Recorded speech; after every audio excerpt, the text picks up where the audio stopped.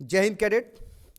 जैसा कि मैं आप सबों के लिए जो आगामी NCC A certificate, B certificate और सी सर्टिफिकेट एग्जामिनेशन 2024 में आयोजित होने वाली है, उसके लिए मैं स्पेशल वीडियोज आपके लिए बना रहा हूं। और विशेष करके ए और बी सर्टिफिकेट एग्जामिनेशन इस बार ओएमआर सीट पर एग्जामिनेशन होगी, ओएमआर बेस्ड एग्जाम होगी। यानी आपको प्रश्न दिया हुआ रहेगा, उसके 4 ऑप्शन भी दिए हुए रहेंगे और उसमें से कोई एक ऑप्शन सही होगा। आप उस सही ऑप्शंस को आप ओएमआर सीट में दर्ज करेंगे। तो ये पहली बार आयोजित हो रही है, तो उसी को ध्यान में रखते हुए मैं ऑब्जेक्टिव क्वेश्चंस लेकर आपके समक्ष आ रहा हूं। और इस प्रत्येक वीडियोज में जो भी मैं चैप्टर वाइज वीडियो ला रहा हूं, एकदम सबसे इंपॉर्टेंट क्वेश्चंस मैं बनाकर आपके समक्ष ला रहा हूं। तो कैडेट्स, आप इस वीडियोस को ध्यान से देखें, बार बार देखें और वीडियो को लाइक करें, शेयर करें। और कमेंट बॉक्स में जरूर कैडेट्स आपसे रिक्वेस्ट है, कमेंट बॉक्स में आप जाएं और कमेंट बॉक्स में अपना नाम और अपने स्टेट का नाम जरूर लिखें। तो इससे मुझे प्रोत्साहन मिलेगा आप सबों के लिए कि मुझे ये पता चलेगा कि ये वीडियो किस किस स्टेट तक पहुंच रही है, कैडेट के लिए आपके लिए फायदेमंद है। तो अगर आपको फायदेमंद है तो जरूर इस वीडियो को देखें, लाइक करें, शेयर करें और सब्सक्राइब भी चैनल को करें। तो चलिए, वेपन ट्रेनिंग पार्ट 2 वीडियो में लेकर आके समझ लाया हूं। पार्ट 1 में मैं 38 प्रश्न आपके समझ में डिस्कस किया था और उस 38 प्रश्न से आगे मैं अभी इस पार्ट 2 में डिस्कस करने जा रहा हूं। तो चलिए, देर न करते हुए इस क्वेश्चंस लेते हैं और अपना वीडियो स्टार्ट करते हैं। तो 39 प्रश्न जो है पार्ट 2 के तहत, पहला प्रश्न जो 39 है, देख लीजिए क्या है। एलएमजी की लंबाई होती है, एलएमजी की लंबाई होती है, देख लीजिए एलएमजी की लंबाई कितनी होती है, आप देख लीजिए 1130 mm। एलएमजी की लंबाई होती है 1130 mm। तो इस प्रश्न का उत्तर क्या होगा, 1130 mm। अगला प्रश्न, एलएमजी की मजल वेलोसिटी होती है, 40 प्रश्न, एलएमजी का मजल वेलोसिटी होती है 2700 फीट प्रति सेकेंड। तो कैडेट, वेरी सिंपल क्वेश्चन था और आपको इसको याद रखना चाहिए, वेरी इंपॉर्टेंट क्वेश्चन भी है। एलएमजी की मजल वेलोसिटी कितनी होती है, 2700 फीट प्रति सेकेंड। अगला प्रश्न लेते हैं कैडेट, एनसीसी कैडेट्स को शस्त्र प्रशिक्षण क्यों दिया जाता है? Why weapon trainings are given to the NCC cadets? आपका वेपन ट्रेनिंग का सबसे बेसिक क्वेश्चन है कि एनसीसी कैडेट्स को वेपन ट्रेनिंग क्यों दिया जाता है। तो ऑप्शन दिया हुआ है, राइफल के प्रति डर दूर करने के लिए, आदमी से लड़ाई करने के लिए, लोगों को डराने के लिए, और अगला ऑप्शन डी है, इनमें से कोई नहीं। तो इसका उत्तर आप सबको को पता है, मुझे पता है, आप सभी जान रहे हैं। इसका उत्तर है राइफल के प्रति डर दूर करने के लिए कैडेट्स को वेपन ट्रेनिंग दिया जाता है। अगला प्रश्न, एनसीसी कैडेट्स को शस्त्र प्रशिक्षण देने से उनमें किन गुणों का विकास होता है? निम्न गुणों का विकास होता है, यानी नीचे दिए हुए किन गुणों का विकास होता है? तो पहला ऑप्शन दिया हुआ है, धैर्य और आत्मविश्वास बढ़ता है, बी आत्मरक्षा करना सीखते हैं, और सी ऑप्शन दिया हुआ है, समाज और देश की रक्षा करने योग्य बनते हैं। तो कैडेट्स, इसका उत्तर हो जाएगा इनमें से सभी, क्योंकि ये तीनों ही चीजें कैडेट्स को शस्त्र प्रशिक्षण देने से कैडेट में इन गुणों का विकास होता है। इनमें से राइफल के भाग हैं, 43 प्रश्न, इनमें से राइफल के भाग हैं ट्रिगर, मैगजीन, रियर साइट। तो इसका ऑप्शन क्या होगा कैडेट्स? इनमें से सभी, राइफल के सभी भाग हैं, ट्रिगर भी पाया जाता है, मैगजीन भी पाया जाता है और रियर साइट भी पाया जाता है। राइफल के किन पुर्जों में नंबर लिखा नहीं रहता है? ध्यान दीजिए, राइफल के किन पुर्जों में नंबर लिखा, ध्यान दीजिएगा, प्रश्न नहीं लिखा रहता है। तो ध्यान दीजिए, 44 का आंसर है डी। क्यों? क्योंकि बैरल में भी लिखा रहता है, फोर साइड के पास भी लिखा रहता है, बट प्लेट के पास भी लिखा रहता है, यानी इन सभी के पास नंबर लिखा रहता है। तो यहां प्रश्न पूछा जा रहा है राइफल के किन पुर्जों में नंबर लिखा नहीं रहता है, तो क्या हो जाएगा? इसलिए इसका उत्तर होगा इनमें से कोई नहीं। राइफल के किन पुर्जों पर नंबर लिखा रहता है? ध्यान दीजिए, राइफल के किन पुर्जों पर नंबर लिखा रहता है? तो देख लीजिए, सीलिंग चेन में भी नंबर लिखा रहता है, रियर साइड के पास भी नंबर लिखा रहता है और बोल्ट लीवर पर भी नंबर लिखा रहता है। इसलिए इसका उत्तर क्या हो जाएगा? डी, इनमें से सभी। राइफल के किन पुर्जों पर नंबर लिखा रहता है? तो सीलिंग चेन, रियर साइड और बोल्ट लीवर, तो इनमें से सभी इसका उत्तर हो जाएगा। राइफल को लोडेड तब समझा जाता है, ये क्वेश्चन रिपीट हो गया है दो कैडेट, तो जब चेंबर में गोली भरी रहती है।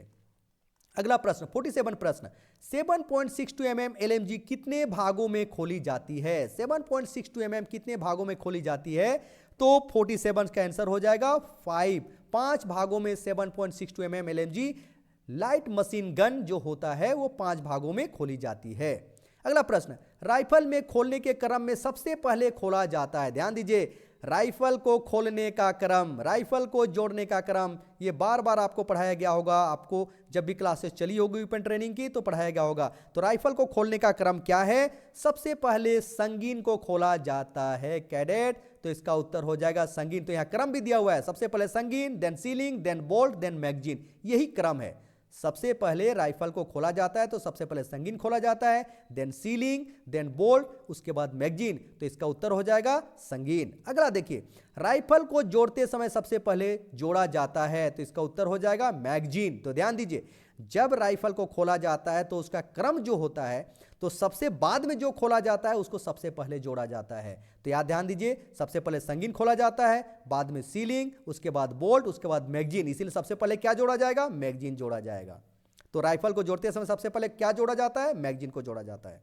अगला प्रश्न, राइफल के सफाई के लिए उपयोग में लाया जाता है? तो कैडेट्स आपको पता है, फुल थ्रू भी प्रयोग लाया जाता है, चिंदी भी प्रयोग में लाया जाता है, सिलेंडर भी प्रयोग लाया जाता है, इसके अलावा पेंचकस भी प्रयोग में लाया जाता है, तेल भी प्रयोग में लाया जाता है, बहुत सारी चीजें प्रयोग में लाई जाती है, तो इसलिए इसका ऑप्शन हो जाएगा इनमें से सभी। अगला प्रश्न, राइफल के सफाई के लिए गर्म क्षेत्रों में कौन सा तेल प्रयोग में लाया जाता है? यानी राइफल को सफाई अगर हम लोग करते हैं तो उसके लिए तेल की जरूरत पड़ती है, तो उस तेल का क्या नाम है जो कि गर्म क्षेत्रों में, ध्यान दीजिए, गर्म क्षेत्रों में प्रयोग में लाया जाता है? तो उसका उत्तर हो जाएगा ऑयल OX52। यस। अगला प्रश्न, राइफल के सफाई के लिए ठंडे क्षेत्रों में कौन सा तेल प्रयोग में लाया जाता है? तो कैडेट इसका उत्तर हो जाएगा ऑयल OX13। Very good. अगला प्रश्न लेते हैं, राइफल को साफ करते समय सबसे पहले सफाई किया जाता है? राइफल को जब आप सफाई कर रहे हैं तो सबसे पहले क्या सफाई किया जाता है? तो सबसे पहले बैरल को सफाई किया जाता है। तो ये क्वेश्चन भी वेरी इंपॉर्टेंट है। ऐसे तो मैं सभी क्वेश्चन जो बता रहा हूं कैडेट्स, वेरी इंपॉर्टेंट क्वेश्चंस है वेपन ट्रेनिंग से रिलेटेड। आपका जो भी क्वेश्चन पूछा जाएगा आपका इसी से आ सकता है, मुझे उम्मीद है कि इसी से प्रश्न पूछा जाएगा। अगर आप इस सभी 100 प्रश्न को आप ध्यान में देखते हैं, जो मेरा पार्ट 1 और पार्ट बी में मैं 2 चरणों में आपके समझ वीडियो लाया हूं, तो दोनों वीडियो को देखिए, तभी आपको वेपन ट्रेनिंग से रिलेटेड क्वेश्चन एक भी नहीं छूटने वाला है। और मैं आपको बता दूं 60 से 70 क्वेश्चन इस टॉपिक से पूछा जाता है। तो कैडेट्स, इसको अगर ये वीडियो आपको पसंद आ रहा है, आपके लिए फायदेमंद लग रहा है, तो जरूर लाइक करें, अधिक से अधिक कमेंट करें और वीडियो को शेयर करें। अगला प्रश्न, 7.62 mm LMG का कारगर रेंज क्या है? ध्यान दीजिए, light machine gun 7.62 mm LMG का कारगर रेंज क्या है? तो इसका उत्तर है 500 गज। 7.62 mm LMG का कारगर रेंज कितना है? 500 गज। 7.62 mm SLR का कारगर रेंज क्या है? तो इसका उत्तर है 300 गज। 7.62 mm SLR का कारगर रेंज कितना है? 300 गज। अगला प्रश्न, 7.62 mm SLR राइफल का वजन कितना है? ध्यान दीजिए, 7.62 mm राइफल का वजन कितना है? तो इसका उत्तर है 4.4 kg। अगला प्रश्न, .22 राइफल का वजन क्या है? तो इसका वजन, ध्यान दीजिए, ये पूछा जा रहा है .22 जो राइफल है, ये .22 राइफल जो ये पूछा जा रहा है, ये डीलक्स राइफल के बारे में पूछा जा रहा है आपको, डीलक्स राइफल के बारे में।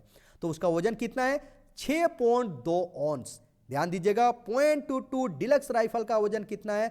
6.2 ऑन्स। अगला प्रश्न, राइफल में किन पोजीशन से फायर किया जाता है? तो कैडेट 4 पोजीशन से फायर किया जाता है, खड़े होकर, घुटने के बल बैठकर और लेटकर।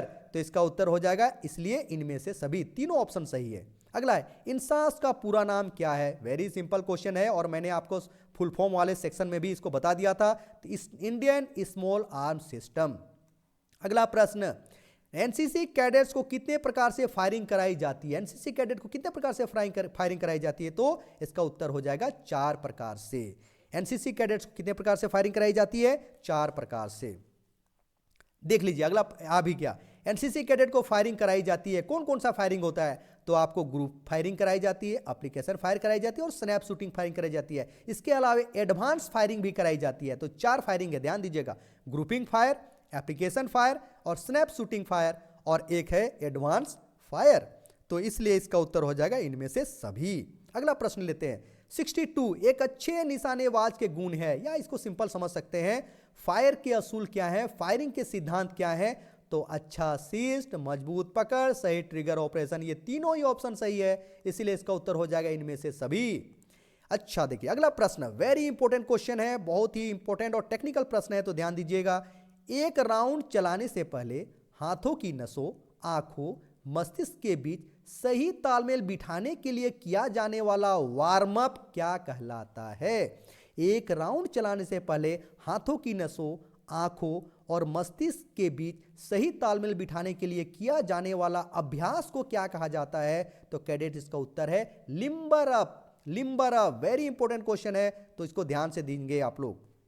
अगला प्रश्न, 7.62 mm SLR कितने खांचे होते हैं? सेल्फ लोडिंग राइफल जो 7.62 mm होती है उसमें कितने खांचे होते हैं? ग्रुप्स कितने होते हैं? तो 6 खांचे होते हैं कैडेट्स, एकदम ध्यान देंगे। अगला क्वेश्चन हम लोग लेते हैं, एक फायरिंग ग्रुप के एक ही लक्ष्य और निशाने पर चलाए गए राउंड्स द्वारा बने क्षेत्र का केंद्र बिंदु कहलाता है। ध्यान दीजिए, इसको ये पूछा जा रहा है, जब आप फायर करते हैं तो आपका पहला फायर यहां जाता है, यहां जाता है, यहां जाता है, तो इस तरह से होती होगी। तो उनके बने क्षेत्र का केंद्र बिंदु उसको क्या कहा जाता है? Mean point of impact, MPI कहा जाता है। अगला प्रश्न, फायरिंग रेंज पर सुरक्षा के लिए क्या उपाय किए जाते हैं? फायरिंग रेंज पर सुरक्षा के लिए क्या उपाय किए जाते हैं? बहुत सारे उपाय किए जाते हैं। पुलिस को इंफॉर्मेशन दिया जाता है, लाल झंडा लगाया जाता है, एमुनेशन बट को 100 गज की दूरी पर रखा जाता है, लाल कुर्ती पहनाकर संतरी को बैठाया जाता है।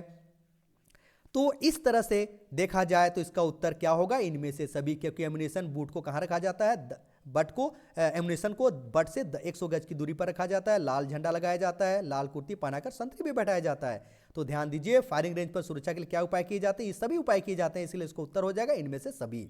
अगला प्रश्न, फायरिंग करने के स्थान पर कौन कौन लोग रह सकते हैं? ध्यान दीजिए, जहां फायरिंग हो रहा है वहां कौन कौन लोग रह सकते हैं? वेरी टेक्निकल प्रश्न है और मैं आपके लिए लाया हूं, ध्यान दीजिए। तो वहां 3 ही व्यक्ति रह सकते हैं, एक तो फायर करने वाला, दूसरा सिखलाई देने वाला और तीसरा फायरिंग ऑफिसर। इसके अलावा कोई भी फायरिंग करने वाले स्थान पर नहीं रहते हैं, इसलिए इसका उत्तर होगा इनमें से सभी। अगला प्रश्न, 7.62 mm LMG का कितना वजन है? 7.62 mm LMG का कितना वजन है? तो ध्यान दीजिए cadet, 9.2 kg। Cadet 7.62 mm LMG का वजन कितना होता है? तो वेरी इंपॉर्टेंट क्वेश्चन, 9.2 kg। अगला प्रश्न, 7.62 mm राइफल किस सिद्धांत पर कार्य करती है? तो रेकरिंग स्प्रिंग एंड गैस का धक्का, यानी पुशिंग द गैस, ऐसे देख लीजिएगा, रेकरिंग, स्प्रिंग और गैस का धक्का। अगला प्रश्न, .22 डिलक्स राइफल की लंबाई कितनी होती है? ध्यान दीजिएगा, .22 डिलक्स राइफल पूछा जा रहा है, तो इसका उत्तर होगा 43 इंच। अगला प्रश्न, .22 डिलक्स राइफल के बैरल में कितने खांचे होते हैं? .22 डिलक्स राइफल के ग्रुप्स कितने होते हैं? तो 6 ग्रुप्स होते हैं। अगला प्रश्न, ध्यान दीजिए, राइफल से सही निशाना लगाने और सही तरह से फायर करने पर भी शॉट जो है लक्ष्य से नीचे लग रहा है, तो ठीक करने के लिए क्या करना होता है? वेरी टेक्निकल प्रश्न है। राइफल से आप सही निशाना लगा रहे हैं, सही तरीके से फायर कर रहे हैं, फिर भी जो आपका शॉट जो है लक्ष्य से नीचे लग रहा है, तो इसके ठीक करने के लिए क्या करना पड़ता है? तो राइफल का एलिवेशन एडजस्ट करना पड़ता है। तो वेरी टेक्निकल प्रश्न है कैडेट्स, इसको ध्यान देंगे।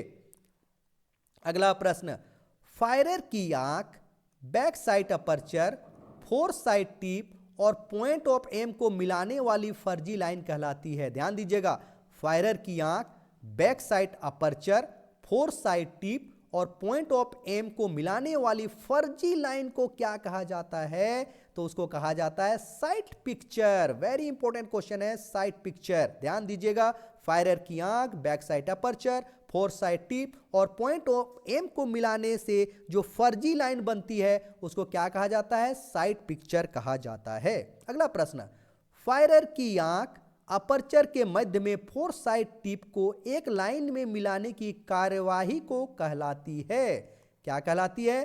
Site alignment. Very important question है कैडेट्स, चाहे वो ए सर्टिफिकेट हो, चाहे बी सर्टिफिकेट हो, चाहे सी सर्टिफिकेट एग्जामिनेशन हो, आराम से आप इस प्रश्न का उत्तर दे सकते हैं। अगला प्रश्न, किसी भी हथियार को इस्तेमाल करने से पहले क्या सावधानी बरतनी चाहिए? तो ध्यान दीजिएगा, हथियार की जांच कर लेनी चाहिए, कोक करके चेंबर देख लेना चाहिए, मजल 45 डिग्री पर होना चाहिए, इसलिए इसका उत्तर हो जाएगा इनमें से सभी। पैदल प्लाटून के द्वारा हथियार प्रयोग में लाया जाता है। पैदल प्लाटून के द्वारा हथियार प्रयोग में लाया जाता है, तो इंसास भी लाया जाता है, रॉकेट लॉन्चर भी लाया जाता है और लाइट मशीन गन भी लाया जाता है, इसलिए इसका उत्तर हो जाएगा इनमें से सभी। अगला प्रश्न, किसी भी फायर को असर डालने वाले कारक, यानी फायर अगर आप फायरिंग कर रहे हैं, फायर कर रहे हैं, तो क्या क्या बाधाएं आपको डालने वाले कारक हैं, तो उसका आंसर है हवा और रोशनी भी होती है, हथियार का शून्य न होना और दूरी। तो इस तरह से इनमें से सभी, ये सभी फायर में असर डालने वाले कारक हैं। एनसीसी कैडेट के लिए प्रयोग में लाई जाने वाली बेसिक वेपन क्या है? बेसिक वेपन क्या है? तो वेरी इंपॉर्टेंट क्वेश्चन है, .22 राइफल। हालांकि हम लोग अभी एसएलआर का भी प्रयोग कर रहे हैं, लेकिन बेसिक वेपन पूछा जाए एनसीसी कैडेट के लिए क्या है, तो .22 राइफल। इन्फेंट्री सोल्जर्स का बेसिक वेपन क्या है? देखिए, इन्फेंट्री सोल्जर्स का बेसिक वेपन क्या है, तो एसएलआर भी है और राइफल भी है, इसलिए इसका उत्तर हो जाएगा ए और बी दोनों, यानी सेल्फ लोडिंग राइफल और 5.56 mm राइफल भी इसका बेसिक वेपन है। अगला क्वेश्चन लेते हैं, 7.62 mm एसएलआर का फायर रेट क्या है? यानी 7.62 mm एसएलआर का फायर रेट क्या है? तो ध्यान दीजिएगा, नॉर्मल 5 राउंड्स प्रति मिनट है, रैपिड जब फायर करते हैं तो 20 राउंड्स प्रति मिनट है, और रैपिड से भी जब फास्टर हम लोग करते हैं तो 60 राउंड्स पर मिनट है। तो 7.62 mm एसएलआर से 3 तरह का फायर किया जा सकता है, नॉर्मल, रैपिड और फास्टर देन रैपिड। नॉर्मल में है 5 राउंड्स प्रति मिनट, रैपिड में 20 राउंड्स प्रति मिनट और फास्टर देन रैपिड में 60 राउंड प्रति मिनट, इसलिए इसका उत्तर हो जाएगा डी, इनमें से सभी।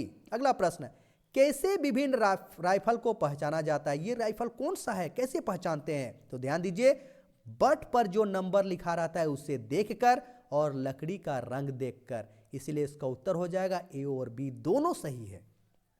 अगला प्रश्न, एलएमजी के स्टॉपेज के कारण क्या है? एलएमजी के स्टॉपेज के कारण क्या है? या तो खाली मैगजीन हो सकता है, गैस का पर्याप्त मात्रा ना होना, या गलत तरह से मैगजीन भरा होना। ये तीनों ही के कारण से एलएमजी में स्टॉपेज की समस्या आती है, इसीलिए इसका उत्तर हो जाएगा इनमें से सभी। अगला प्रश्न, एसएमजी सब मशीन जो ये है ग्रेनेड जो है, गन जो है, सब मशीन गन जो है, इसकी क्षमता कितनी है? तो 36 राउंड एसएमजी की क्षमता कितनी है? 36 राउंड। अगला प्रश्न, फायरिंग रेंज पर फायरर को किन किन ग्रुप में बांटा जाता है? तो 2 ग्रुप होते हैं, फायरिंग रेंज में जो फायरर होते हैं उसको 2 ग्रुप में बांटा जाता है, एक होता है फायरिंग ग्रुप और दूसरा होता है ट्रेनिंग ग्रुप, इसीलिए इसका उत्तर हो जाएगा ए और बी दोनों सही होगा। यानी फायरिंग ग्रुप में, फायरिंग रेंज पर फायरर को 2 ग्रुप में बांटा जाता है, फायरिंग ग्रुप और ट्रेनिंग ग्रुप। अगला प्रश्न, फायरिंग रेंज पर फायरर कितने ग्रुप में बांटा जाता है? तो केवल 2 ग्रुप में। इससे पहले भी इसी से संबंधित प्रश्न था। अगला प्रश्न, अगर शॉर्ट फायरिंग रेंज है, अगर शॉर्ट फायरिंग रेंज है तो कितनी दूरी से फायर किया जाता है? तो 25 गज। वेरी सिंपल क्वेश्चन है, शॉर्ट फायरिंग रेंज पर 25 गज से फायर किया जाता है। हाफ कोक कब होता है? ध्यान दीजिए, जब आप फायरिंग कर रहे हैं तो हाफ कोक कब होगा? तो कब होगा? जब सेफ्टी केच और बोल्ट जो होगा, जब सेफ्टी केच और बोल्ट सही स्थान पर नहीं होंगे तो हाफ कोक की समस्या आएगी। अगला, एसएलआर राइफल क्यों अब प्रचलन में नहीं आ रहा है? अब ध्यान दीजिएगा, एसएलआर राइफल अब आर्मी में प्रयोग नहीं किया जा रहा है, अब इसका जो आउटडेटेड हो जा रही है, जो काम नहीं कर रही है, उसको सिखलाई के लिए एनसीसी कैडेट्स को दिया जा रहा है। ध्यान दीजिएगा, तो क्यों प्रचलन में नहीं आ रहा है? तो ये भारी होता है, हथियार को बनाने में काफ़ी कठिनाई है और इसके चाल के सिद्धांत में फर्क है, इसीलिए ये राइफल जो है अब प्रयोग में नहीं आ रहा है, इसलिए इसका उत्तर हो जाएगा इनमें से सभी। तो एसएलआर राइफल क्यों प्रचलन में नहीं आ रहा है? तो क्योंकि यह भारी होता है, इस हथियार को बनाने में कठिनाई है और इसके चाल के सिद्धांत में फर्क है। अब देखिए, अगला प्रश्न है, 5.6 mm इंसास का अधिक प्रयोग होने का क्या कारण है? क्यों अधिक प्रयोग हो रहा है? 5.56 mm इंसास राइफल का प्रयोग अधिक क्यों हो रहा है? तो देखिए, ये हल्का है और इसका बोनेट जो है मल्टीपर्पस भी होता है और इससे हथियार से ग्रेनेड फायर भी कर सकते हैं, इस हथियार से हम लोग ग्रेनेड फायर भी कर सकते हैं, इसीलिए इसका उत्तर हो जाएगा इनमें से सभी। तो इसीलिए इसके कारण से 5.56 mm एसएलआर का प्रयोग अधिक हो रहा है। अगला प्रश्न आते हैं, 0.22 इंच मार्क 4 राइफल का मजल वेलोसिटी कितना है? ध्यान दीजिए, 0.22 राइफल 2 तरह का होता है, 0.22 इंच डिलक्स राइफल और 0.22 इंच मार्क 4 राइफल। तो 0.22 इंच मार्क 4 राइफल का मजल वेलोसिटी होता है 2700 फीट प्रति सेकेंड, 2700 फीट प्रति सेकेंड। ट्रिगर में कौन कौन प्रकार का प्रेशर होता है, कौन कौन सा दबाव होता है? तो एक होता है नॉर्मल प्रेशर और दूसरा हार्ड प्रेशर। क्या होता है? एक नॉर्मल प्रेशर और दूसरा हार्ड प्रेशर, इसीलिए इसका उत्तर हो जाएगा ऑप्शन ए और सी दोनों सही है, इसलिए उसका उत्तर हो जाएगा डी। ट्रिगर में कितने प्रकार के प्रेशर होते हैं? 2 प्रकार के प्रेशर होते हैं, नॉर्मल प्रेशर और हार्ड प्रेशर। अगला प्रश्न, निम्न में कौन फायरिंग रेंज का पोजीशन है? निम्न में कौन फायरिंग का पोजीशन है? तो 4 पोजीशन है, खड़े होकर, घुटने के बल बैठकर, बैठकर और लेटकर। तो देखिए, आंख बंद कर फायर करना कोई पोजीशन नहीं है, पीछे देखकर फायर करना कोई पोजीशन नहीं, हल्ला करके कभी फायर नहीं किया जाता है, खड़े होकर फायर किया जाता है, तो ये पोजीशन सही है। अगला है, वेपन ट्रेनिंग का शॉर्ट फॉर्म क्या है? वेपन ट्रेनिंग के लिए शॉर्ट फॉर्म कौन सा प्रयोग किया जाता है? WT। इसीलिए देखिएगा बार बार WT क्लास बोला जाता है। तो WT है क्या? वेपन ट्रेनिंग, यानी वेपन ट्रेनिंग को शॉर्ट फॉर्म में हम लोग WT बोला जाता है। देखिए, वेरी सिंपल क्वेश्चन है, लेकिन गलत मत कीजिएगा कैडेट्स। आप सबों से रिक्वेस्ट है, बार बार इस वीडियो को देखें और पसंद आए तो जरूर लाइक करें और कमेंट बॉक्स में जाकर अपना नाम और स्टेट का नाम, आप किस राज्य से बिलोंग करते हैं, जरूर लिखें। अगला क्वेश्चन, किस राइफल के बैरल में 6 ग्रुप्स होते हैं? तो 7.62 mm SLR के भी राइफल के बैरल में 6 ग्रुप्स होते हैं और .22 राइफल के भी बैरल में 6 ग्रुप्स होते हैं, इसीलिए इसका उत्तर क्या हो जाएगा? ए और बी दोनों सही हो जाएगा। अगला प्रश्न, इनमें से किस हथियार को ब्रेन गन कहा जाता है? ब्रेन गन कहा जाता है, तो LMG को ब्रेन गन कहा जाता है। कैडेट्स ध्यान दीजिए, तो ब्रेन गन किसको कहा जाता है? LMG को कहा जाता है। .22 इंच डिलक्स राइफल की लंबाई कितनी? क्वेश्चन रिपीट कर गया है, 43 इंच। .22 इंच डिलक्स राइफल की लंबाई 43 इंच। वहीं .22 इंच मार्क 4 राइफल की लंबाई कितनी है? 45 inch. 45 inch. .22 inch mark 4 rifle का पूछा जाए उसकी लंबाई कितनी है, तो ध्यान दीजिएगा 45 इंच। अगला है, .22 इंच मार्क 4 राइफल का वजन कितना है? तो इसका उत्तर होगा 8 पाउंड 10.5 ऑन्स। 8 पाउंड 10.5 ऑन्स इसका है। जबकि आपको याद रखिए, .22 डिलक्स जो राइफल है इसका वजन कितना है? 6 पाउंड 2 ऑन्स। 6 पाउंड 2 ऑन्स। तो ध्यान दीजिए। अगला प्रश्न एक बार देख लीजिए, आप देख सकते हैं इसका, आप इस वीडियो में है, 6 पाउंड 2 ऑन्स है।